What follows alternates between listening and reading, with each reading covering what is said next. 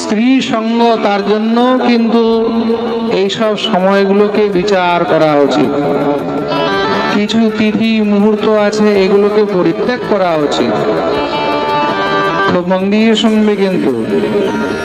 স্ত্রী সঙ্গের জন্য ঋতুকালের 3 দিন বর্জন। ঋতুকালের 3 দিন কোনো মতেও স্ত্রী সঙ্গ করা উচিত নয়।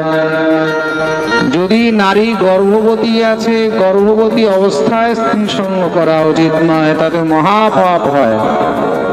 তো মন দিয়ে শুনবে কিন্তু।